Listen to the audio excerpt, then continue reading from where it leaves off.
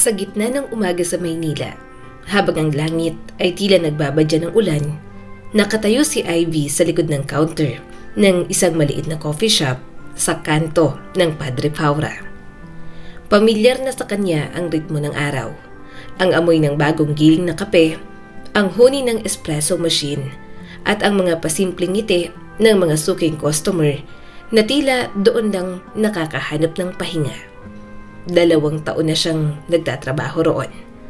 Tahimik lang ang buhay, paulit-ulit, pero payapa. Para kay Ivy, sapat na yon. Wala siyang marangyang pangarap, basta may trabaho, may kape, may ngiti ay ayos na siya. Ngunit sa araw na yon, may dumating na hindi bahagi ng routine. Makalipas ang ilang minuto, isang lalaki ang pumasok sa cafe. Basa ng ulan, may hawak na payong na waring hindi na kayang labanan ang lakas ng hangin. Simple lang ang suot, itim na long sleeves at kupas na pantalon. Ngunit may kung anong aura ng pagod at lalim sa mga mata nito, parang may dalang sariling bagyo. Pagpasok pa lang, nagkatinginan sila ni Ivy. At sa sandaling yon, parang huminto ang oras. "Good morning, sir." Bati niya, pilit pinapakalma ang sarili, kahit na kumakabog ang dibdib. "Ano pong order nyo?" "Isang cappuccino lang." Mahinang sagot ng lalaki, sabay iling ng basa nitong buhok. "Yung matapang, please." Tumango si Ivy at agad na inasikaso ang order. Sa bawat galaw niya, pagkuha ng beans, pagsting ng gatas, pag-ikot ng kutsara sa tasa, ramdam niya ang titig ng estrangherong lalaki. Hindi bastos, hindi mapanghusga, parang nagmamasid lang.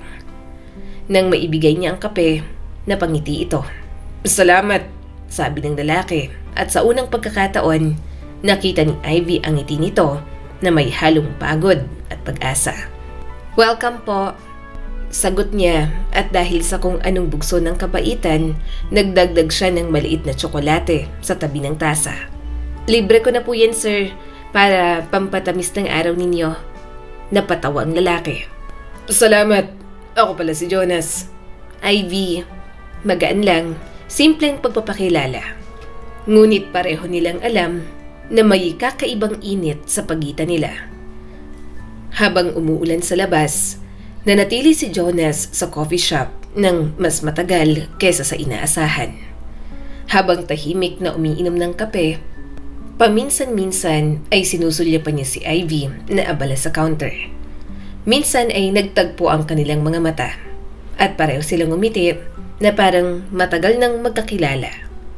Pag alis ni Jonas, nagmamadali si Ivy na linisin ang mesa nito.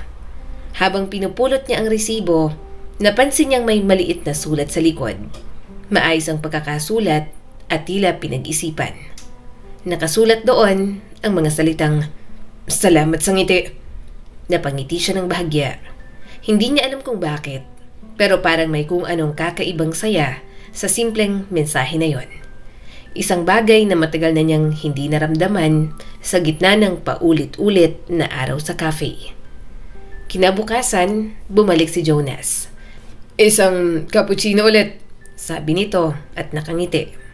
"May libreng tsokolate ulit?" Biro pa nito. Napailing si Ivy. Depende kung may magandang ngiti ulit. Mula noon, naging parte na ng araw niya si Jonas. Araw-araw, sa parehong oras, darating ito. Minsan may dalang libro, minsan cellphone lang, minsan walang dala maliban sa katahimikan. Pero laging may ngiti, laging may patagong tingin. At habang tumatagal, unti-unting naging pamilyar si Jonas sa kanya. Ang paraan ng paghawak nito sa tasa, ang tahimik na buntong hininga tuwing tititig sa ulan, at ang kakaibang saya sa mga mata nito tuwing magtutuksuhan at magbibiruan sila. Hindi niya alam kung kailan nagsimula. Baka noong una niyang mapansin kung paano ito tumingin sa kanya. Mula sa simpleng customer at crew, naging magkaibigan sila. Mula sa mga tanong tungkol sa kape, napunta sa mga tanong tungkol sa buhay, pangarap, pamilya, takot, at mga lihim. Sa bawat araw na lumilipas, unti-unting napuno ni Jonas ang mga puwang sa araw ni Ivy. At si Ivy naman, naging dahilan ng mga ngiti ni Jonas na matagal nang nawala sa kanya. Isang gabi, habang palabas na si Ivy sa shop, nadatnan niyang nakatayo si Jonas sa labas. Hawak ang payong at tila nag-aantay. "Ang lakas ng ulan," sabi ni Jonas habang nakasilong sila sa pinto ng cafe. "Paano ka uuwi niyan?" Ngumiti si Ivy, bahagyang umiwas ng tingin. "Okay lang ako, malapit lang naman ang bahay ko dito." Ngumiti din si Jonas, yung tipong may halong lambing at paninindigan. "Hindi ko naman tinatanong kung malayo," sabi niya sabay abot ng payong. "Gusto ko lang ihatid ka." Hindi na siya tumutol at sa ilalim ng isang payong, naglakad silang dalawa. Tahimik lang pero pareho nilang alam may kung anong nagbabago na sa pagitan nila. Pagdating sa tapat ng bahay ni Ivy, tumigil sila. Hindi na umuulan ngunit hindi na rin makaalis. Tila ayaw nilang tapusin ang gabi. "Salamat, Jonas," mahina niyang sabi. Ngumiti lang ito. Bukas ulit?" At oo, bumalik nga ito kinabukasan. At sa mga sumunod pa. Hanggang sa isang araw, sa halip na kape ang sadya, pumunta siya sa coffee shop para iabot ang bulaklak na dala. "Para sa barista na laging nagbibigay ng liwanag sa araw ko." Hindi na nakasagot si Ivy. Basta ngumiti lang at sa mga ngiting yon, nagsimula ang isang pag-ibig na hindi nila alam kung saan hahantong. Pag-ibig na parang kape, mainit, matapang, at minsan mapait. Sa gabing yon, habang nakaupo si Ivy sa gilid ng bintana, pinagmamasdan niya ang ulan. Sa kamay niya, hawak pa rin ang tuyong bulaklak. Sa isip niya, umiikot ang pangalan ni Jonas. At sa unang pagkakataon, natakot siya. Dahil pakiramdam niya, ang ngiting yon maaaring maging dahilan ng kanyang pinakamalaking saya o pinakamalalim na sakit. Lumipas ang mga buwan na tila hindi nawala ang ulan sa paligid ni Ivy. Ngunit sa bawat patak nito, parang mas lalong lumalago ang pag-ibig nila ni Jonas.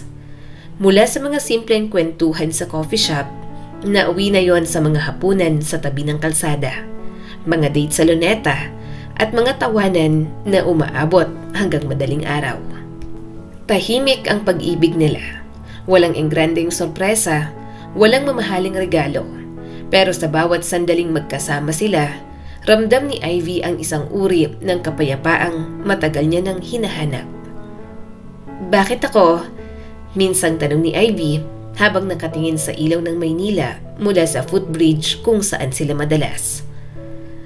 "Ang dami namang mas maganda, mas matalino, mas may kaya. Bakit ako pa?" tanong ni Ivy at nakatingin sa ilaw ng lungsod. Ngumiti si Jonas, marahan niyang hinawakan ang kamay ng dalaga. "Dahil sa'yo, natutunan kong maging payapa. Hindi mo kailangan maging maganda o mayaman para gawin yon. Sa'yo, matututunan kong ngumiti kahit pagod na ako sa mundo." Napayuko si Ivy. "Pagod ka na ba?" Tumawa si Jonas, ngunit may lungkot sa mata. "Matagal na, pero nung dumating ka, parang may dahilan na ako ulit." Mula noon, lalong naging malinaw kay Ivy na gusto niyang manatili sa piling nito. Hindi dahil sa mga salita, kundi sa paraan nitong tumingin. Parang bawat titig ay pangakong hindi siya iiwan. Si Jonas ay bagong graduate noon sa kursong Business Management. Baguhan sa mundo ng brokerage, abala sa paghabol sa kliyente. At madalas, nauuwi sa pagod at pagkabigo. Ngunit sa tuwing makikita niya si Ivy, nabubura ang lahat ng yon. Para kay Jonas, si Ivy ang paalala na kahit magulo ang buhay, may mga sandaling tahimik at matamis. Gaya ng isang tasa ng kape sa umaga. At para kay Ivy, si Jonas ang patunay na kahit ordinaryo siya, may taong makakakita ng halaga niya sa gitna ng pagiging simple. Nang maglaon, nagsimulang mangarap si Ivy. "Balang araw," sabi niya habang inaayos ang uniform. Magkakaroon ako ng sarili kong cafe. Yung maliit lang pero maganda. May halaman sa bintana, may lumang gitara sa sulok. Tahimik si Jonas. Sa mga mata nito, may paghanga at pangarap. Alam mo, kaya mong gawin yan. Mas marami ka pang kakayahan kaysa sa inaakala mo. Isang gabi, sabay silang naglakad pa uwi. Wala ng ulan pero basa pa rin ang kalsada. May dala si Jonas na maliit na paper bag. Para sa'yo, sabi niya, sabay abot. Pagbukas ni Ivy, nakita niya ang maliit na baso na may nakaukit na mga letra. Brew Hope. Yan ang pangalan ng cafe mo balang araw, sabi ni Jonas at nakangiti. Brew Hope, kasi ganyan ka. Marunong kang magpainit ng puso ng tao kahit malamig ng mundo. Napangiti si Ivy at marahang yumakap sa kanya. Salamat. Hindi mo alam kung gaano mo ako pinapasaya. Ngunit sa likod ng bawat ngiti ni Jonas, may mga lihim siyang hindi masabi. Tuwing tatanungin ni Ivy tungkol sa pamilya o kabataan nito, laging umiiwas sumagot. Mabigat lang balikan, palusot niya minsan. Basta, madali ang kabataan ko. Tinanggap yun ni Ivy. Alam niyang may mga sugat na hindi kailangang piliting hilumin. Dapat hintayin lang at dahil mahal niya ito, pinili niyang maghintay. Paglipas ng isang taon, nagulat si Ivy nang ayain siya ni Jonas sa isang parke. Mag-aalas 7 ng gabi at malamig ang hangin. May bitbit pa ito na maliit na kahon. Anong meron? Tanong ni Ivy at nagtataka. Lumapit si Jonas, ngumiti at lumuhod sa harap niya. Ivy, 1 taon pa lang mula na makilala kita. Pero parang buong buhay na kitang kasama. Hindi ko kayang isipin ang bukas na wala ka. Gusto kong makasama ka sa lahat ng laban, sa hirap at ginhawa. Nanlaki ang mata ni Ivy. Jonas! Binuksan niya ang kahon, nandoon ang isang simpleng singsing. Walang brilyante, walang mamahaling ginto, pero kumikislap sa ilaw. Ivy, will you marry me? Tumulo ang luha ni Ivy. Hindi niya inaasahan yon. Sa gitna ng parke, habang may ilang taong napapatingin, dahan-dahan siyang tumango. Oo, Jonas, magpapakasal ako sa'yo. At doon, niyakap niya ang binatang minamahal. Sa paligid, sumabay ang malamig na hangin, parang sinang-ayunan ng langit ang kanilang pangako. Pag-uwi ni Ivy, nakatulog siya ng may ngiti sa labi. Sa isip niya, ito na ang simula ng panghabang buhay na kaligayahan. At sa pagitan ng mga halakhak at pangarap, sinimulan nilang buuin ang mundong sa kanila lang. Sa bawat tasa ng kape na magkasama nilang tinitimpla, may bagong pangako na kahit gaano kapait ang buhay, kaya pa rin itong patamisin basta magkasama sila. Nang sumapit ang araw ng kanilang kasal, tila pati langit ay nakikisalo sa damdamin ni Ivy. Malamig, mapayapa, kahit na may halong kaba. Nagsimula ang umaga sa ambon, ngunit hindi yun naging hadlang. Sa halip, parang yun pa ang nagpatingkad sa ganda ng paligid. Hindi ingrande ang seremonya. Wala silang magagarbong dekorasyon, wala ring mahabang pila ng mga bisita. Sa maliit na hardin na may mga puting bulaklak at lumang tolda, doon nagtipon ang ilang kaibigan at pamilya. Sa gitna, nakatayo si Jonas, simple ngunit marangal. Suot ang puting polo na bahagyang nababasa ng ulan. Lumakad si Ivy patungo sa altar habang hawak ang mumunting bouquet ng bulaklak na siya mismo ang pumili sa palengke. Wala siyang veil na mamahalin, wala ring sapatos na mamahalin. Pero sa mga mata ni Jonas, siya ang pinakamagandang babaeng nakita niya sa buong buhay niya. Habang lumalapit si Ivy, parang huminto ang mundo sa bawat hakbang niya. Sa likod ng mahina at tuloy-tuloy na patak ng ulan, naririnig niya ang sariling tibok ng puso. Pagdating niya sa harap, ngumiti si Jonas. Hindi ko akalaing darating ang araw na to. Bulong nito. Ngumiti naman si Ivy. Sabi ko na nga ba, mahina lang yung ulan, hindi tayo mapipigilan. Tumawa ang mga bisita at nagpatuloy lang ang seremonya. Sa bawat salitang binibitiwan ng pari, ang mga sa hirap at ginhawa, sa sakit at kalusugan, hanggang kamatayan ay hindi maghihiwalay. Parang isa-isa ring pumapasok sa puso ni Ivy ang bigat at ganda ng mga pangakong yon. Nang isinuot ni Jonas ang singsing sa daliri niya, tumingin ito sa kanya ng may matinding senseridad. "Ivy," sabi niya, halos pabulong ngunit buo. "Sa lahat ng kliyente, deal at papeles na hinawakan ko, ikaw lang ang hindi ko gustong tapusin. Sa bawat araw ng buhay ko, ikaw ang gusto kong kontrata. Walang hangganan, walang pirmahan, pero puno ng tiwala." Hindi na napigilang mapaluhan ni Ivy. "Jonas, sa mundong puno ng kasinungalingan, salamat dahil ikaw ang totoo." At nang sabihin ng pari ang "kayo na ay mag-asawa," sabay silang napangiti, sabay din silang napaiyak. Sa gitna ng sigawan ng mga kaibigan, dahan-dahan silang nagyakapan. Sa labas, bumuhos ang ulan, mas malakas kaysa kanina, pero walang nagreklamo. Sa halip, nagsilbing musika ang bawat patak, parang pagpapala mula sa langit. Makalipas ang ilang buwan, nagsimula na silang bumuo ng buhay bilang mag-asawa. Sa maliit na bahay na pinaupahan ng kamag-anak ni Jonas, unti-unti nilang binuo ang mundong tinatawag nilang tahanan. Si Ivy, tumigil muna sa pagtatrabaho sa coffee shop. Nais ni Jonas na makapagpahinga ito at ituon ang sarili sa pag-aalaga ng tahanan. "Basta ako nang bahala sa gastos," sabi niya. "Gusto kong pag-uwi ko, ikaw agad ang makikita ko." Noong una, nahirapan si Ivy. Sanay siya sa pagiging abala sa pakikisalamuha sa mga tao. Pero kalaunan, natutunan niyang magluto, maglinis at magtanim ng halaman sa bakuran. Doon siya muling nakahanap ng saya. Sa simpleng buhay, sa mga tawanan nila ni Jonas tuwing hapunan, sa mga yakap bago matulog. Makalipas ang 2 taon, dumating ang isa sa pinakamalaking biyaya ng kanilang buhay. Nagdadalang tao na si Ivy. "Babae kaya o lalaki?" tanong ni Jonas habang hinihimas ang tiyan ng asawa. "Basta malusog, wala na akong ibang hiling," sagot naman ni Ivy. At sa araw ng panganganak, tumulo muli ang ulan, parang palaging tagapagbantay ng kanilang mga mahalagang sandali. Isang batang lalaki ang isinilang ni Ivy na pinangalanan nilang Ellie, mula sa salitang Elijah, nang ibig sabihin, "ang Diyos ang aking lakas."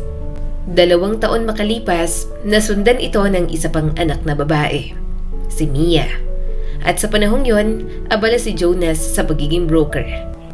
Madalas siyang wala sa bahay, nagpupunta sa iba't ibang lugar para sa kliyente. Si Ivy naman, abala sa pagpapalaki ng mga bata, sa pag-aalaga ng kanilang tahanan at sa pagpaplano na magpatayo at magnegosyo. Dahil noon pa man ay pangarap na niyang magkaroon ng sariling cafe. Tuwing gabi, pag-uwi ng asawa, sabay silang uupo sa terrace. Si Ivy ay magtitimpla ng kape, habang si Jonas naman ay magkikwento ng araw nito. "Minsan, gusto kong bumalik sa dating trabaho kahit part-time lang, para lang maramdaman ko ulit yung mundo," minsang sabi ni Ivy. "Baka mapagod ka," sagot ni Jonas, marahang hinaplos ang kamay niya. "Tsaka baka mamiss kita ng sobra," ngumiti si Ivy. "Ganun pala yun, no? Lahat ng bagay nagbabago. Pero sana yung sa atin ang hindi." Hindi magbabago. Pangako yan," matatag na sabi ni Jonas. At muli, sa ilalim ng katahimikan ng gabi, magkadikit silang umupo at nagpahinga sa bisig ng isa't isa. Ngunit gaya ng kape na unti-unting lumalamig kapag hindi inalagaan, unti-unti ring lumalamig ang ilan sa mga araw nila. Hindi dahil sa kawalan ng pag-ibig, kundi dahil sa bigat ng responsibilidad, sa mga gastusin, sa mga problemang dumarating. May mga araw na pagod si Jonas at may mga gabing umiiyak si Ivy ng tahimik sa kwarto habang tulog ang mga bata. Pero sa kabila ng lahat, pinipili pa rin nilang magtiwala sa isa't isa. Pinipili pa rin nilang maniwala na ang pag-ibig ay mas matapang kaysa sa anumang pagsubok. 11 taon mula nang magtagpo sila sa coffee shop, ipinagdiwang nila ang ika-10 anibersaryo ng kasal nila. Simple lang, isang hapunan sa bahay, ilang kandila sa mesa at lumang litrato sa dingding. Habang kumakain, tinanong ni Jonas, "Naalala mo pa ba yung unang beses na nagkita tayo?" Tumawa si Ivy. "Siyempre, basang-basa ka ng ulan nun, parang malalaglag yung payong mo sa kaba." "Bakit hindi ba ikaw yung nanginginig nung tinanong ko ang pangalan mo?" Nagkatinginan sila, sabay tawa. Pero sa tawa ni Jonas, may bahagyang lungkot na hindi napansin ni Ivy. At sa gabing yon, matapos silang maghapunan, nakahiga sila habang bumubuhos ang ulan sa labas. Pumikit si Ivy, payapa. Pero sa kalagitnaan ng gabi, nagising siya nang marinig ang mahinang bulong ng asawa. Lori! Napakunot ang noo ni Ivy. Yun ang unang pagkakataon niyang marinig ang mister. May lungkot at pangungulila sa boses. Sino si Lori? Tumalikod siya at pinilit makatulog ulit. Ngunit ang mga salitang yon ay parang nagmarka sa hangin. Malamig, kakaiba, at puno ng misteryo. Hindi niya alam, ngunit yun ang unang bitak sa mundo na matagal na nilang binuo at iningatan. 10 taon na ang lumipas mula nang umulan sa araw ng kasal nila, Ivy at Jonas. 10 taon na puno ng pagtitiis, tawa at mga gabing magkasabay na humaharap sa problema. Sa bawat taon, may bago silang laban. Bayarin, sakit ng mga bata, at minsan, katahimikan na mas mabigat pa sa sigawan. Ngunit kahit gaano kahirap, hindi nila hinayaang gumuho ang tahanan na sabay nilang itinayo. Sa loob ng maliit nilang bahay, nakapaskil pa rin sa dingding ang lumang litrato nung kasal nila. Sila, magkayakap sa ilalim ng ulan, nakangiti na parang walang pwedeng sumira sa kanila.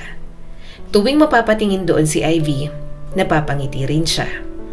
Ang dami na nating pinagdaanan, madalas niyang bulong sa sarili. Pero nandito pa rin tayo. Abala siya ngayon sa pagiging manager sa coffee shop na dati niyang pinagtrabahuhan. Muling binuksan ito ng bagong may-ari at dahil sa tiwala sa kanyang kasipagan, siya ang itinalaga sa pamumuno. Mas minabuti ni Ivy ang mag-ipon ng pera habang patuloy ang plano niyang magtayo ng sarili niyang coffee shop. Maayos ang lahat, maganda ang takbo ng negosyo. Lumalaki na sina Ellie at Mia, parehong masigla at matalino. Si Jonas naman ay mas lalong naging abala sa pagiging broker. Madalas ay late na itong umuuwi, dalang pagod, pero laging may halik sa pisngi bago matulog. Para kay Ivy, yun na ang sukatan ng kasiyahan. Ang simpleng pag-uwi ng asawa, ang halik na yon na parang panata nito panghabang buhay. Ngunit sa likod ng bawat gabi ng katahimikan, may tunog na unti-unting bumabasag dito. Mahina, pabulong, at paulit-ulit. Lori! Nung una, akala ni Ivy ay panaginip lang. Nasa tabi siya ni Jonas, nakapikit, at narinig niya itong bumubulong ng pangalang yon. Maliit, halos wala sa tono, pero malinaw. Lori! Pinili niyang baliwalain. Baka maling dinig lang, baka panaginip nga. Ngunit kinabukasan, naulit. At sa mga sumunod pang gabi, naririnig niya pa rin ang parehong pangalan na binibigkas nito. Nagtataka si Ivy, hindi niya kilala ang pangalang yon. Hindi rin ito nabanggit kailanman ng asawa. Minsan, tinangka niyang itanong, ngunit tuwing bubuka ang bibig niya, parang may pumipigil.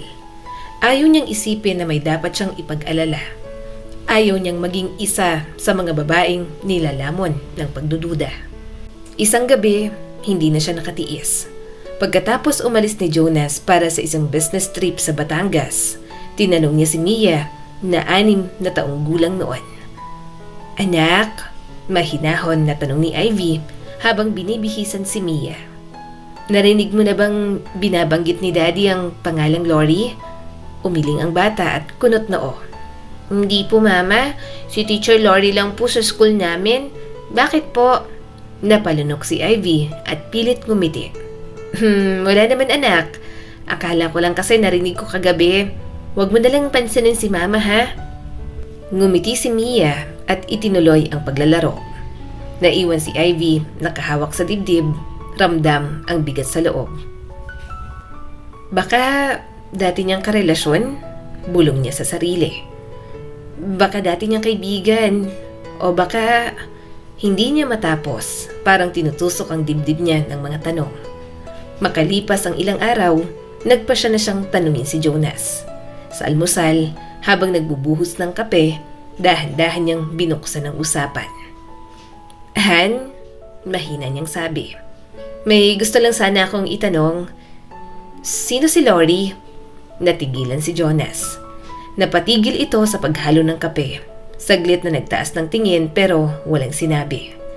Ilang segundo lang yon, ngunit sapat para maramdaman ni Ivy ang lamig sa pagitan nila. Bakit mo na itanong? Tanong ni Jonas sa wakas. Wala naman, sagot niya at pilit pinakalma ang boses. Narinig ko lang kasi minsan habang natutulog ka, binabanggit mo yung pangalan. Tahimik ito at walang sagot. Hanggang sa dahan-dahan itong umiti. Ngiting pamilyar pero may hiwaga. Baka ibang tao yung binabanggit ko. Namali ka lang ng rinig. Baka nananaginip ako may ka-business deal. Nakangiting sabi ni Jonas. Tumango naman si Ivy. Ganun ba? Ngumiti siya ngunit sa loob-loob niya may kung anong hindi mapakali. Sa mga sumunod na araw, mas naging tahimik si Jonas. Bihira na itong magbiro, bihira na ring magkwento. Madalas ay nakatulala lang sa mesa, hawak ang cellphone at nakangiti sa kung anuman ang nakikita. Hindi nagsalita si Ivy pero sa puso niya, unti-unti nang lumalago ang isang punla ng pagdududa. Pagkatapos ng ilang linggo, nagpa siya siyang magtanong kay Lara. Matalik niyang kaibigan na nagtatrabaho sa isang investigative agency. Pwede bang tulungan mo ko? Tanong ni Ivy, halos pabulong. Gusto ko lang malaman kung may tinatago si Jonas. Hindi ako sigurado, pero gusto kong malaman ng totoo. Napatingin si Lara at nag-aalangan. Sigurado ka ba dyan, Ivy? Alam mong minsan, mas masakit pa yung malaman kaysa sa hindi mo alam. Mas kaya kong harapin ang sakit kaysa sa tanong na wala namang sagot. At doon, ipinakilala ni Lara ang isang investigador, si Marco. Matangkad, may kumpiyansa sa sarili, at may ngiti na tila laging may lihim. Magandang lalaki din ito, at higit sa lahat, may kakaibang karisma at tindig. Sa unang sulya pa lang, naramdaman ni Ivy ang kakaibang pakiramdam. Hindi niya alam kung kaba o pagtataka. Basta gusto ko lang malaman kung sino si Lori. Ayokong masira ang pamilya ko sa hinala, marahan niyang sabi. Tumango si Marco sabay ngiti.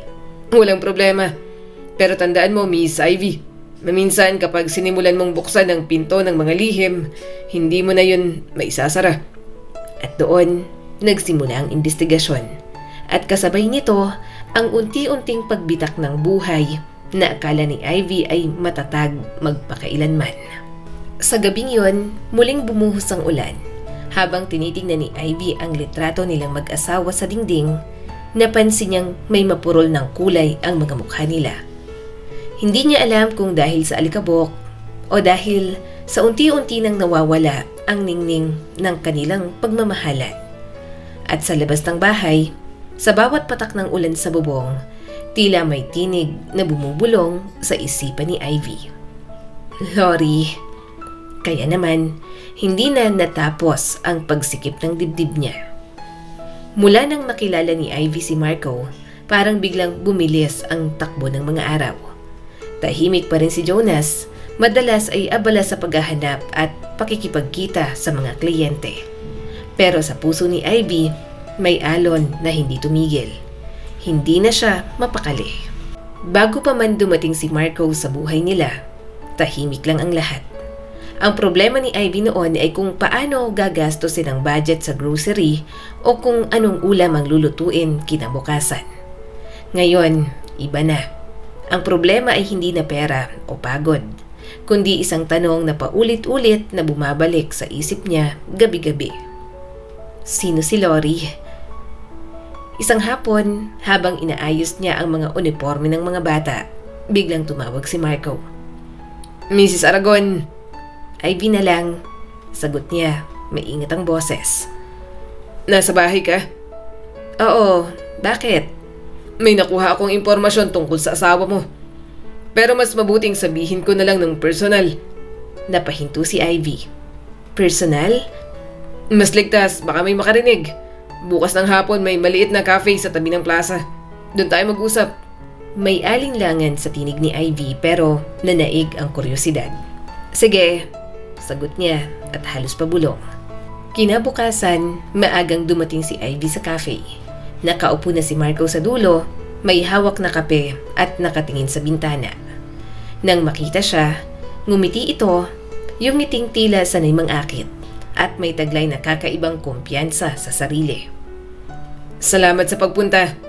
Hindi lahat ng babae may tapang na humarap sa katotohanan," sabi ni Marco. "Hindi ko alam kung tapang to o kabaliwan," sagot ni Ivy sabay ngiti ng pilit. "Sige, sabihin mo na." Binuksan ni Marco ang folder na dala. Puro papel, ilang litrato at sulat kamay na notes.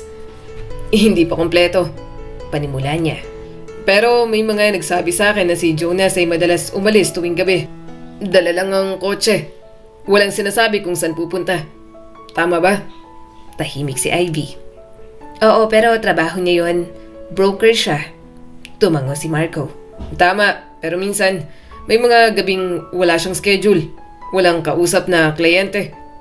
Tumingin siya ng diretso kay Ivy. "Base sa nakalap kong impormasyon, may isang babae na nakikitang kasama niya. Ang pangalan ay Lori." Parang tumigil ang oras. "Lori?" Ang pangalang ilang linggo na niyang kinatatakutan. "Hindi totoo yan," mahinang sabi ni Ivy. "Wala akong nararamdamang ganon." Hindi ko sinasabing sigurado," sabi ni Marco, marahang inilapag ang folder. "Pero hindi rin ako pwedeng magbulag-bulagan. May mga nakita kong senyales, text messages, tawag, gabi-gabing pag-alis. Kung wala siyang tinatago, bakit ganun?" Hindi makasagot si Ivy. Ang mga salitang baka at siguro ay parang mga karayom na dahan-dahang tumutusok sa puso niya. "Baka may ibang dahilan," sabi niya at halos pabulong. "Possible, pero madalas ang dahilan ay yung ayaw natin marinig," sagot ni Marco. Tahimik silang pareho. Sa labas, unti-unting dumidilim ang langit. Nagngangalit ang mga tricycle, nagmamadali ang mga tao pa uwi, pero sa mesa nilang dalawa, parang bumagal ang oras. Tinitigan ni Marco ang babae sa harap niya. Maganda pa rin, pero bakas ang pagod sa mga mata.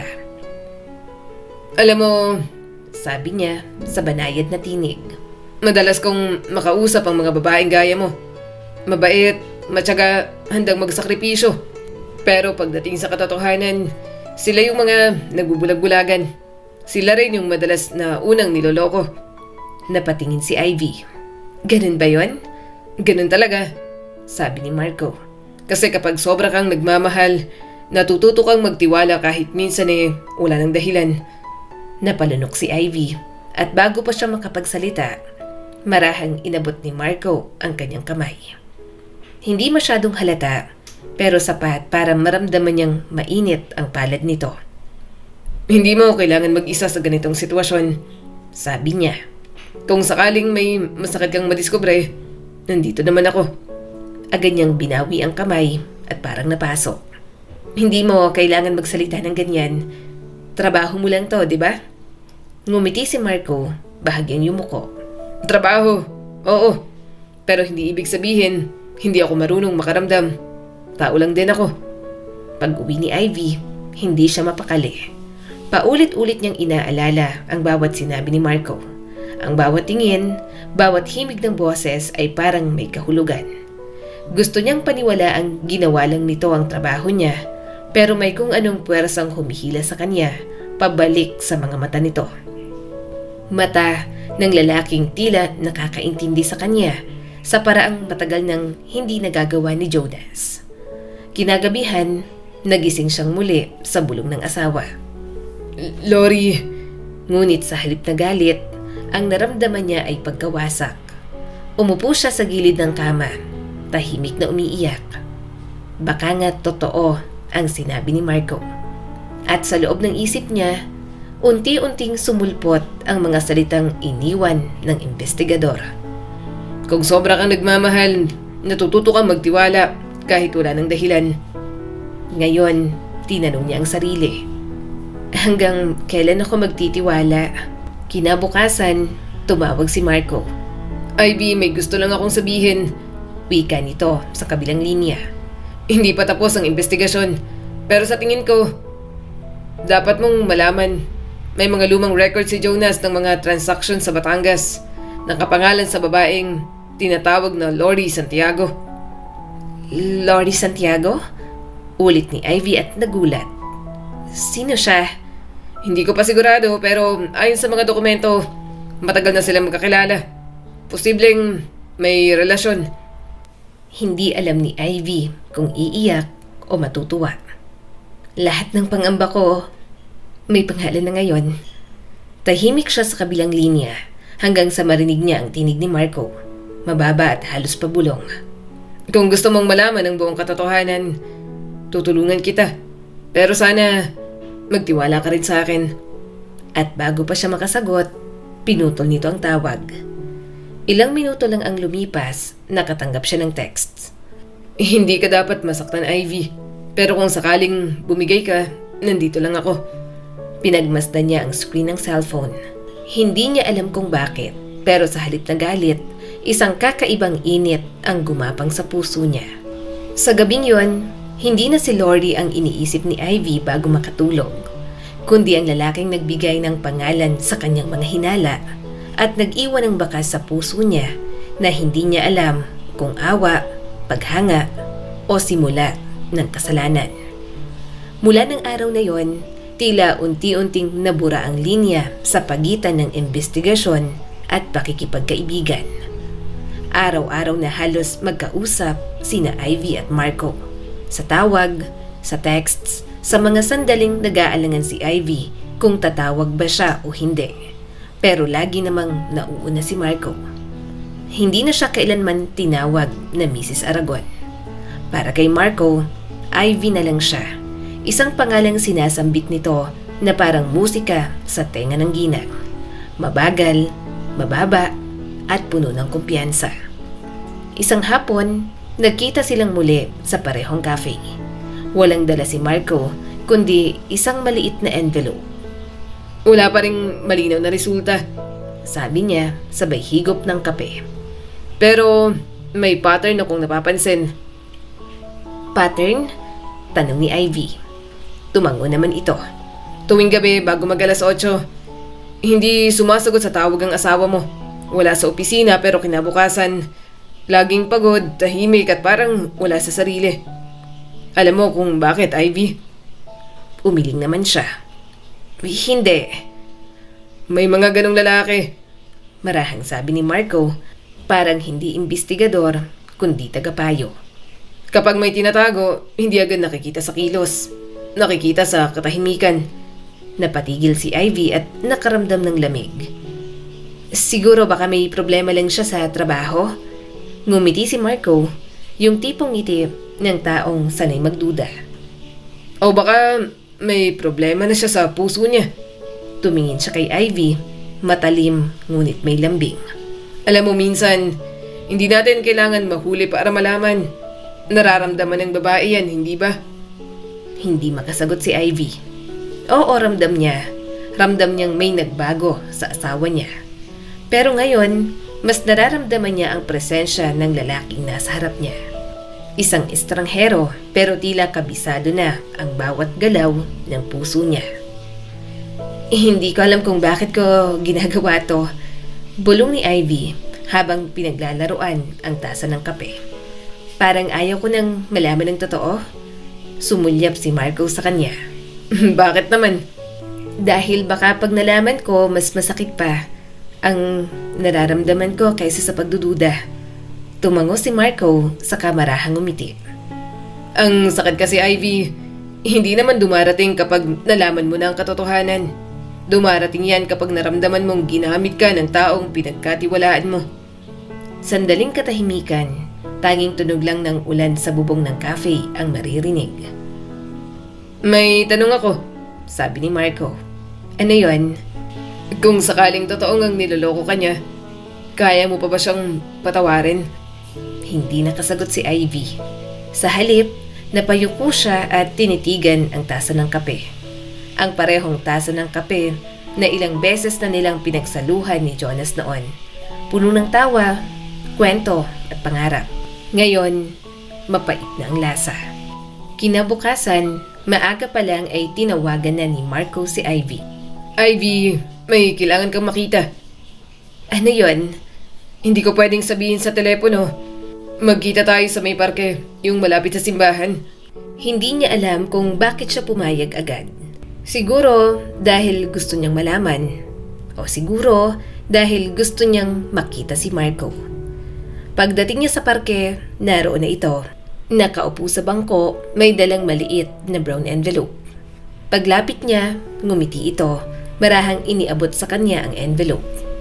Bago mabuksan, gusto kong tandaan mong hindi lahat ng litrato ay kayang ipakita ang buong kwento, sabi nito. Binuksan ni Ivy ang envelope. Mga larawan ng isang lalaki, pamilya ng postura, halos kapareho ni Jonas. Nakatayo sa labas ng isang resort, may kasamang babae. Hindi malinaw, mahina niyang sabi. Pero siya yan, diba? Tahimik si Marco. Ayon sa mga source, oo. Siya si Jonas at yung babae, si Lori. Napatigil si Ivy. Paano mo nakuha to? Trabaho ko yan. Ang tanong, kaya mo bang paniwalaan? Tahimik si Ivy, pinagmasdan ng mga larawan. Malabo pero sapat para guluhin ang puso niya. At sa loob-loob niya, alam niyang naniniwala na siya. Hindi dahil malinaw ang ebidensya, kundi dahil gusto niya nang maniwala. Dahil minsan, mas madaling yakapin ang kasinungalingan kaysa harapin ang katotohanang nakakasakit. Nang pauwi na siya, naglakad sila ni Marco sa gilid ng parke. Anong balak mong gawin? Tanong nito. Hindi sumagot si Ivy. Sa halip, marahan niyang tinitigan ang mga dahong bumabagsak mula sa puno. Hindi ko alam, pero ayokong masira ang pamilya namin. Hindi ko naman sinasabing sirain mo, sabi ni Marco. Pero may karapatan kang malaman kung niloloko ka. Tumigil ito at tiningnan siya. Kung gusto mo, ako na lang bahala. Hindi ko hahayaan na masaktan ka pa. Tahimik lang si Ivy pero ramdam niya na may kung anong pader sa pagitan nilang dalawa na unti-unti nang nabubuwal. Makalipas ang ilang araw, nagsimula na ang mga tawag at text ni Marco na wala namang kinalaman sa investigasyon. Kumain ka na ba? Huwag kang magpuyat. Minsan kailangan mong tumawa kahit sa gitna ng gulo at sakit. At sa bawat mensaheng yun, dahan-dahang bumukas ang puso ni Ivy sa isang damdaming hindi niya maintindihan. Hanggang isang gabi, habang nasa harap siya ng salamin, napatingin siya sa sarili. Ang dating si Ivy, maayos, tahimik at sigurado, ay parang napalitan ng babaeng puno ng tanong, ng kaba at ng init na matagal nang hindi niya naramdaman. Isang hapon, nagkita sila ni Marco sa isang lumang coffee shop na tahimik at medyo madilim. Bakit mo ako pinatawag? Tanong ni Ivy. Ngumiti si Marco, may bahid ng pagod at lungkot sa mga mata. Wala naman. Gusto ko lang makita kung okay ka. Okay ako, sagot ni Ivy, pero halata sa boses ang pagod. Hindi ka marunong magsinungaling. Nakikita ko sa mga mata mo. Tumayo si Marco, lumapit sa kanya, at sa isang iglap, marahang hinawakan ang kanyang kamay. Hindi nagprotesta si Ivy. Siguro dahil sa mga gabing walang lambing, mga tanong na walang sagot, sa mga pagkakataong mas inuuna ni Jonas ang trabaho, at sa mga bulong ng asawa sa panaginip na hindi niya maintindihan. Ivy, bulong ni Marco. Nakayuko, hawak pa rin ang kamay nitong mainit sa gitna ng lamig ng gabi. At hindi niya yon binawi. Sa ilalim ng ulan at halimuyak ng kape, may mga salitang hindi binigkas ngunit naramdaman. At sa gabing yon, muling tumibok ang puso ni Ivy. Sa maling oras, sa maling dahilan, at para sa taong hindi niya dapat mahalin. Simula noon, tila nagbago ang kanyang mundo. May mga umagang hindi niya na hinahanap ang halik ni Jonas bago ito pumasok sa trabaho. May mga gabi naman na bigla na lang siyang napapangiti sa harap ng cellphone kapag nagme-message si Marco. Ang mga text nito, simple lang pero may kurot ng lambing sa dibdib. Ingat ka sa pag-uwi. Kumain ka na ba? Namiss kita. Kahit hindi dapat. Sa bawat salitang yon, unti-unting gumuguho ang konsensya ni Ivy. At sa bawat tibok ng puso niya, parang mas malinaw ang boses ni Marco sa isip niya kesa sa asawa niyang natutulog sa kanyang tabi. Isang araw, nagkita silang muli sa parehong cafe kung saan sila unang nagkita. Umuulan noon, banayad ang patak. Tahimik silang nagkaharap. Walang investigasyon, walang folder o papel. Wala ka ng balita? Tanong ni Ivy, pilit nilalayo ang tingin. Umiling si Marco. May mga impormasyon pa pero sa totoo lang, hindi ko alam kung trabaho pa ba to o dahilan na lang para makasama kita.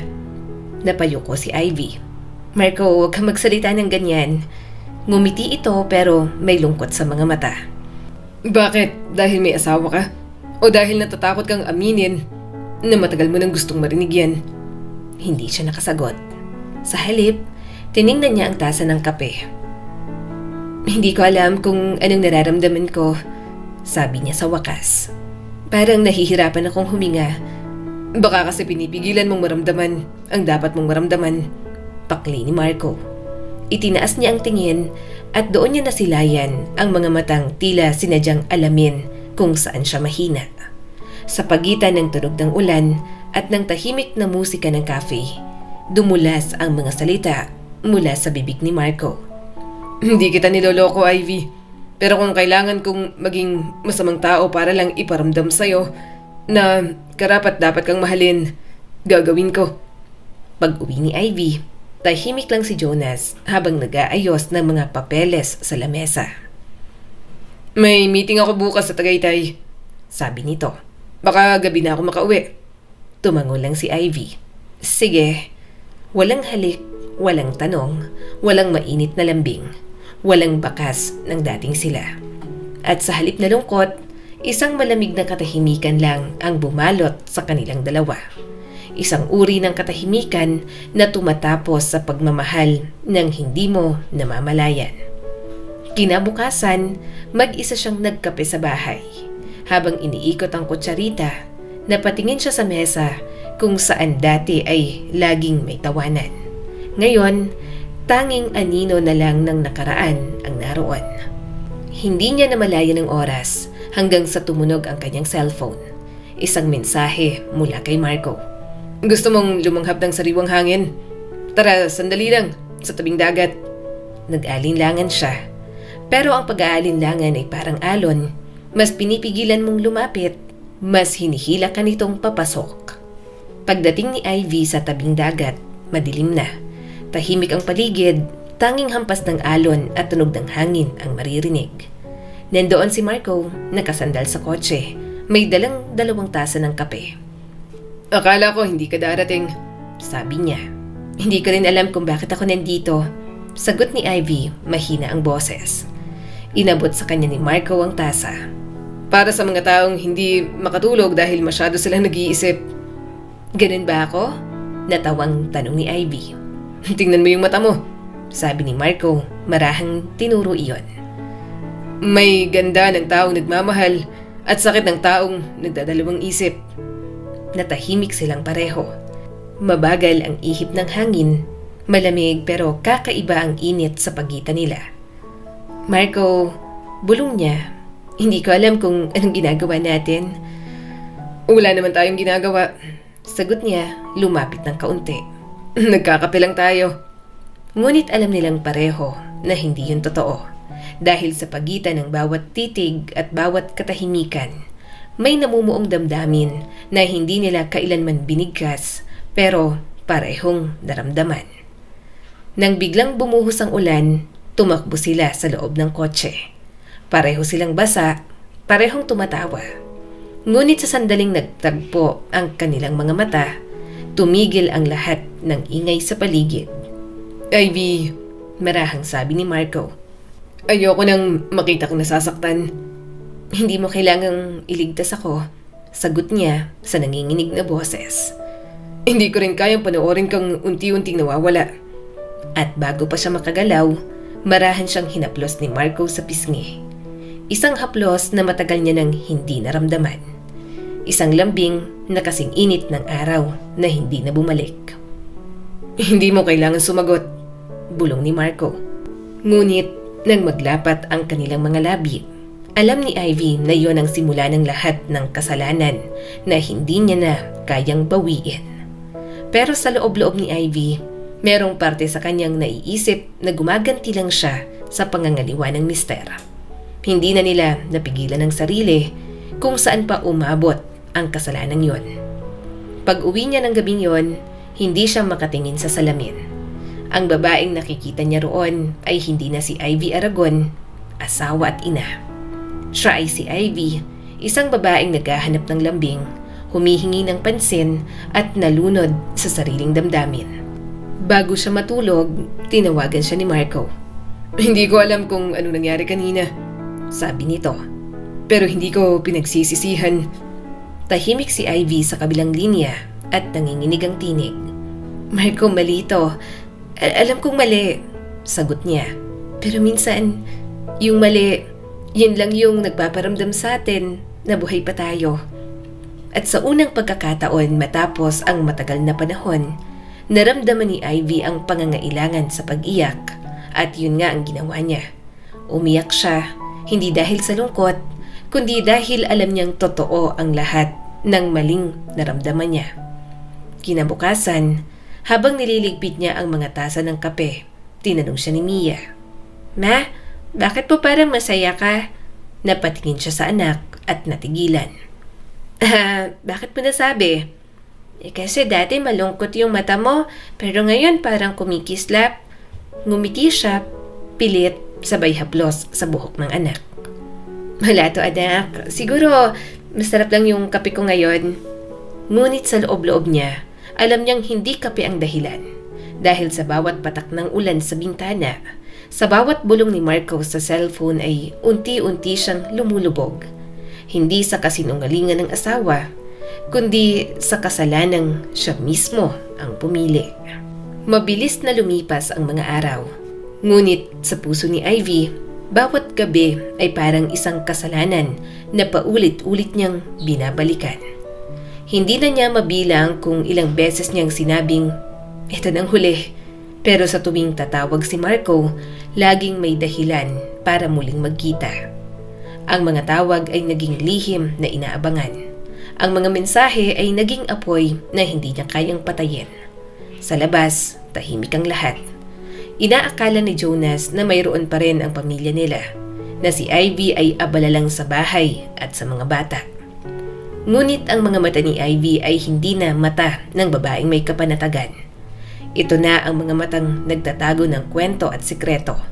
Mga matang nagsisinungaling para lamang mabuhay sa kilig na matagal nang nawala sa kanilang tahanan. Sa kabilang banda, may isa pang nakakaramdam ng kakaiba. Si Lara. Matagal na silang magkaibigan ni Ivy at siya mismo ang nagpakilala kay Marco.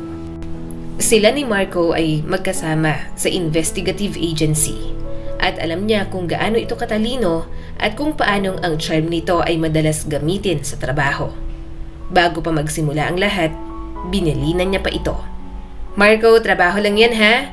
Si Ivy mabait, huwag mong popormahan. Tumawa lang noon si Marco, isang ngiting may halong yabang. Relax Lara, hindi ako ganun. Alam ko may asawa na siya. Ngunit paglaon, napansin ni Lara na nag-iba si Marco. Palaging lumalabas, hindi nagsasubmit ng tamang report at minsan nahuli pa niyang ine-edit ang mga detalye sa file tungkol sa kaso ni Jonas Aragon. Marco, bakit peki yung mga reports mo? Tanong niya isang gabi sa opisina. Ngumiti lang ito. Lara, minsan may mga bagay na hindi kailangang totoo para lang mailigtas ang isang tao sa kasinungalingan. Anong ibig mong sabihin? Wala, huwag ka nang makialam. Doon pa lang, alam ni Lara na may mali. Ngunit hindi niya inakala na magiging ganito kalalim. Ilang araw ang lumipas, nakita ni Lara si Ivy sa labas ng agency. Hindi para magtanong tungkol sa investigasyon, kundi para makita si Marco. Nakasuot ito ng simpleng bestida, may ngiti sa labi at may ningning sa mga mata na hindi niya pa nakikita noon. At sa isang sulok, habang tinitingnan niya ang dalawang tao na parang nakalimutan na ang mundo, naramdaman ni Lara na ang bigat ng katotohanan. Ang kaibigan niyang si Ivy, ang babaeng dati niyang inaakay sa panahong mahina, ngayon ay naliligaw sa bisig ng lalaking hindi niya dapat pagkatiwalaan. Kinagabihan, naghintay si Lara sa agency hanggang matapos ang shift ni Marco. Saan mo dinadala si Ivy? Diretso niyang tanong. Anong pakialam mo? Balik ni Marco. May pakialam ako dahil ako ang nagpakilala sa kanya sa'yo. Ginawa kitang tulay para matulungan siya, hindi para sirain ang pamilya niya. Ngumiti si Marco, malamig at mapanukso. Hindi ko siya sinira, Lara. Minahal ko lang siya. Minahal? Sa gitna ng investigasyon? Bakit bawal bang magmahal sa taong kailangan mong protektahan? Naiinis si Lara, pero higit sa lahat, natatakot. Alam niyang kapag nalaman ni Jonas, masisira ang lahat. At sa pagitan ng pagtahimik at paggawa ng tama, pinili niyang gawin ang mahirap.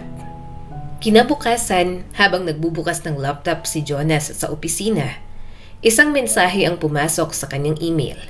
Walang pangalan, walang pirma. Ngunit malinaw ang laman. Sir Jonas, hindi ko kayang manahimik. Ang investigador na si Marco Samaniego ay may relasyon sa asawa niyo. Huwag niyo akong hanapin, trabaho lang to. Pero marapat niyong malaman. Nabitiwan ni Jonas ang tasa ng kape. Nanlamig ang kanyang kamay. At sa unang pagkakataon, hindi na niya nagawang ipagsawalang bahala ang gut feeling na ilang linggo nang gumigising sa kanya sa gabi. Kinahaponan, sinundan niya si Ivy. Tahimik lang siyang nagmaneho. Walang musika, walang tawag. Hanggang sa huminto si Ivy sa isang cafe sa may highway. Ang parehong cafe na dating tagpuan nila noong nanliligaw pa lang siya sa asawa. Sa loob, naroon si Marco. Nakaupo sa sulok. Paglapit ni Ivy, agad nitong hinawakan ang kamay ng babae. Hindi na ito usapan ng trabaho. Ito ay usapan ng dalawang pusong nagmamahal at nagkakasala. Ivy, sabi ni Marco, marahang hinaplos ang daliri nito. Kung sakaling malaman ni Jonas, ako lang ang sisisihin niya, di ba? Ngumiti si Ivy ng pilit. Baka pareho tayo. Pareho sa kasalanan. Pareho sa pagkalito. Ngumiti si Marco, pero may lungkot sa mata. Hindi ako nagsisisi. Ngunit bago pa makasagot si Ivy, may malamig na boses na sumingit sa hangin. Baka dapat pareho rin kayo magsisi. Dahan-dahan silang napalingon. Nakatayo si Jonas sa may pinto. Basang-basa ng ulan, ngunit mas mabigat ang tingin kaysa sa bagyong nasa labas. Tahimik ang cafe, ang mga ito'y napahinto at napatingin. Si Ivy ay natigilan, parang tinanggalan ng hangin. Jonas, mahina niyang sabi. Lumapit ito, mabagal ngunit matatag. Hindi ko alam kung alin ang mas masakit, sabi niya sa mababang tinig. Ang lokohin mo ako o ang maniwala ka sa mga kasinungalingan ng lalaking yan. Jonas, pakinggan mo muna ako. Pakinggan kita. Singhal ni Jonas, nanginginig ang boses. Ako ang asawa mo, Ivy. Araw-araw ako nagsusumika para sa pamilya natin. Habang ikaw... Huminto siya, pinigilan ang pagluha. Nakikipagkita sa investigador. na ang subject ng investigasyon ay ako. Hinawakan ni Marco ang balikat ni Ivy. Pero agad na may lumutang na kamao galing kay Jonas. Tumama ito sa mesa, bumagsak ang tasa at nagkalat ang kape. Wala kang karapatang gamitin ang asawa ko. Galit na sabi ni Jonas. Hindi ko siya ginamit. Sagot ni Marco, nakangiti pa rin kahit may sugat sa labi. Minahal ko siya at minahal din niya ako. Hindi totoo yan. Mahinang sabi ni Ivy, nanginginig, pero kahit siya mismo, hindi alam kung alin ang totoo. Bumaling si Jonas sa misis niya. Sabihin mo nga, Ivy. Aniya, mababa ang tinig ngunit puno ng sakit. Paano at bakit mo nagawa to? Anong kulang sa akin? Sa atin? Hindi agad nakasagot si Ivy. Nang sa wakas ay nagsalita, halos pabulong lang. Dahil alam kong ikaw ang unang nagtaksil. Alam kong may iba kang babae. Napakunot ang noo ni Jonas. Ano pinagsasasabi mo? Si Lori! Sigaw ni Ivy. Halos mapasigaw sa iyak. Gabi-gabi mong binabanggit yung pangalan niya habang natutulog ka. Akala mo ba hindi ko naririnig? Paulit-ulit mong tinatawag ang pangalan ng babaeng yon. Napaatras si Jonas at natulala. Diyos ko, Ivy! Umiling siya. Mapait na natawa. Sinasabi mo bang may kabit ako? At yun ay si Lori? Yun ang sinasabi sa'yo ng sinungaling mong investigador? Gigil ang mukha ni Jonas. Tahimik lang si Ivy at Marco. Mas pinaniniwalaan mo ang sabi-sabi ng investigador na yan na puro kaso dahil puro fabricated ang mga reports. Madami na yung kaso ng panlilinlang at ngayon, pati puso mo niloko na rin. Napaluhod si Ivy at tuloy-tuloy na tumulo ang luha. Anong gusto mong isipin ko, Jonas? Wala kang paliwanag. Gabi-gabi mong binabanggit ang pangalang Lori. Naghari ang katahimikan. Lumapit si Jonas, nanginginig ang tinig. Si Lori, mahinahon niyang sabi. Ang kapatid kong babae. 2 dekada na nung masawi siya sa dagat. Huminga siya ng malalim. Pinilit na huwag mabasag ang boses. Bata pa kami at ako ang dapat nakasama niya nun, pero hindi ko siya pinayagang sumama sa akin sa biyahe. Kinabukasan, nagpunta siya sa dagat mag-isa at nasawi siya. Mula nun palagi ko na siyang napapanaginipan. Hindi ko alam na lagi ko palang binabanggit ang pangalan niya. Kasi sa isip ko hanggang ngayon, kasalanan ko pa rin ang lahat. Napatulala si Ivy at unti-unting bumagal ang paghinga. Parang isang iglap, gumuho ang lahat ng akala niyang totoo. Jonas, hindi ko alam. Tama ka, putol ni Jonas at may mapait na ngiti. Hindi mo alam kasi pinili mong maniwala sa iba. Nung tinanong mo ako, hindi ko nagawang sabihin ang totoo kasi hanggang ngayon, nalulumo pa rin ako sa nakaraan ko. Huminga siya ng malalim, pilit na pinatatagang tinig. Hindi ko gustong pag-usapan si Lori dahil sa bawat banggit ng pangalan niya, para bang nabubuhay ulit yung araw na nawala siya. Pero hindi ko akalain yun ang magiging dahilan para mawala ka rin.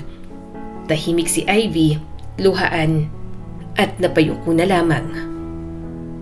Jonas, patawarin mo ko. Ngunit tumalikod na siya. Mabigat ang bawat hakbang. Hindi ako galit, Ivy. Mahinahon niyang sabi habang papalabas ng pinto. Pero hindi ko na kayang tumira sa bahay na puno ng kasinungalingan. Minsan mas mabuti pang mag-isa kaysa makasamang taong hindi na marunong maniwala. Ilang araw ang lumipas. Tuluyang umalis si Jonas kasama ang mga anak. Walang iskandalo, walang sigawan, tanging katahimikan lang ang naiwan. Ang bahay na minsang puno ng halakhak dati, ngayon ay parang libingan ng mga alaala. Ang mga silid ay bakante, ang mga unan ay malamig. Si Ivy, na natiling mag-isa, nakaupo sa upuang paborito nila ni Jonas. Hawak niya ang singsing na iniwan nito sa mesa. Ang simpleng singsing na minsan ay simbolo ng walang hanggang pag-ibig, ngayon ay paalala na lang ng pagkakamali. Lara, mahina niyang bulong habang tumutulo ang luha. Alam kong ikaw ang nagsabi. At tama ka. Tama si Lara. Dahil ang mga kasalanan, kahit gaano kagaling itago, ay laging natutunton ng katotohanan. Pagkalipas ng ilang linggo, nabalitaan ni Ivy na kinasuhan si Marco. Peking reports, panlilinlang sa kliyente at misconduct. Si Lara mismo ang nag-submit ng mga ebidensya. At sa huling ulat ng agency bago ito tuluyang magsara, nakasaad, ang katotohanan ay hindi kailanman maitatago sa dilim. Noong gabing yon, muling bumuhos ang ulan. Naghari ang katahimikan na nakakapasok. Sa bawat patak, tila binubura ng langit ang mga bakas ng pag-ibig na ipinaglaban sa maling paraan. Hindi na umiiyak si Ivy. Ang luha ay wala ng saysay kapag ang puso ay natuyo na sa pagsisisi. At sa gitna ng ulan, ang tanging tunog na narinig niya ay tibok ng sariling puso. Mahina, ngunit buhay pa rin. Pagkatapos ng lahat, nanatili si Ivy sa bahay ng ilang linggo. Tila walang buhay at wala ng gana. Tahimik ang mga gabi, mabigat ang hangin, at bawat sulok ng bahay ay may alaala ni Jonas at ng mga bata. Ang mga laruan sa sala, ang lumang apron sa kusina, pati ang kortinang siya mismo ang pumili. Lahat yon ay mga aninong humahabol sa kanya tuwing pipikit siya. Minsan, habang nagluluto siya ng sopas na dati ay paborito ng anak niyang si Mia, bigla siyang napapatigil. Napatingin siya sa walang laman na upuan. At doon, tuluyang bumuhos ang luha na matagal niya nang pinipigil. Wala na sila. Wala nang natira sa akin. Wala na akong pamilya. Lumipas ang mga buwan. Isang araw, nagpadala ng abiso ang abogado ni Jonas. Ang bahay ay ibebenta na. May ilang linggo lang siyang binigay upang umalis. Wala siyang nagawa kundi mag-impake, tahimik, mabagal at puno ng sakit. Habang inilalagay niya sa kahon ang mga lumang tasa ng kape, napansin niya ang isa na may ukit sa ilalim. Brew Hope. Regalo yun ni Jonas noong 3rd anniversary nila. Naalala niya pa ang sabi nito noon. Para sa cafe na ipapatayo mo balang araw. Para maalala mong kahit gaano kapait ang kape, kaya mo pa rin itong patamisin. Ngayon, habang hawak niya yon, napaisip siya kung paano nagawang sumara ng isang puso na dati ay puno ng pangarap, pero ngayon ay puno na ng pagkabasag. Lumipat siya sa isang maliit na paupahan sa probinsya. Isang kwarto lang, may lumang electric fan at amoy kahoy ang dingding. Doon nagsimulang mabuhay muli si Ivy. Hindi bilang asawa, hindi bilang ina, kundi bilang isang taong kailangang bumangon kahit wala ng dahilan. Araw-araw, pumupunta siya sa lumang simbahan sa kanto. Hindi para magdasal, kundi para umupo sa likod, manahimik, at pagmasdan ang mga taong taimtim na nakaluhod sa harap ng altar. Pinakikinggan niya ang kaluskos ng mga kandila, ang pagbulong ng mga dasal na tila lumilipad patungo sa langit. At minsan, sa gitna ng katahimikan, marahan niyang ibinubulong. Kung ito ang parusa ko, tatanggapin ko. Pero sana, huwag niyong kalimutan na nagmahalang ako. Isang gabi, habang naglalakad siya pauwi galing palengke, may batang babae na nag-aalok ng sampagita. 20 lang po ate, bili na po. Tiningnan niya ang bata, basa ng ulan, nanginginig, hawak ang marupok na tali ng bulaklak. Magkano yan lahat? Tanong ni Ivy. 3 tali po, 60 piso. Inabot ni Ivy ang 100. Sa'yo na yan, umuwi ka na ha? Basang-basa ka na. Ngumiti ang bata. Salamat po ate, ang bait niyo. At bago ito tumakbo palayo, inabot nito ang 1 tali ng sampagita. Para sa inyo po, para mabango ulit yung gabi. Habang nakatingin si Ivy sa batang papalayo, hindi niya napigilang mapangiti. Unang beses pagkatapos ng matagal na panahon. Mabilis na lumipas ang mga buwan. Si Ivy na minsan ay halos hindi na makabangon sa bigat ng kasalanan, ay natutong huminga muli. Unti-unti, dahan-dahan, hanggang sa maramdaman niyang buhay pa siya. Hindi na siya bumalik sa dating tirahan. Lumipat siya sa bayan ng Tanawan sa isang maliit na apartment sa itaas ng isang bakery. Sa bawat umaga, nagigising siya sa amoy ng tinapay at kape. Mga amoy na dati nagpapaalala ng sakit, pero ngayon ay paalala ng bagong simula. Makalipas ang 1 taon, muling nagtagpo sina Ivy at Jonas. Hindi sa dating bahay, kundi sa isang maliit na parke malapit sa eskwelahan ng mga bata. Doon sila unang nagkita ulit, hindi bilang mag-asawa, kundi bilang magulang. Tumakbo ang 2 bata papunta kay Ivy. Mahigpit ang yakap, parang hindi gustong bitiwan. "Mama, ang bango mo," sabi ng bunso, habang si Mia naman ay tahimik lang na humawak sa kamay niya. Sa mga yakap na yon, naramdaman ni Ivy na kahit gaano kalayo, hindi kailanman mapuputol ang ugnayan ng isang ina at mga anak. Ilang sandali pa, lumapit si Emma, ang bagong asawa ni Jonas. Maganda ito, payapa ang mukha, at may mabuting tingin sa mga bata. "Hello, Ivy," mahinhin niyang sabi. "Matagal ko nang gusto na makilala ka. Salamat sa pagpayag kahit biglaan." Ngumiti si Ivy, tapat at walang galit. "Ako ang dapat magpasalamat. Salamat sa pag-aalaga sa kanila." Sa di kalayuan, tahimik lang si Jonas na nakamasid.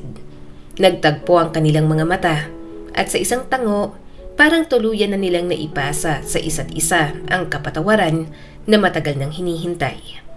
Habang pinagmamasdan ni Ivy ang mga anak niyang naglalaro, napangiti siya.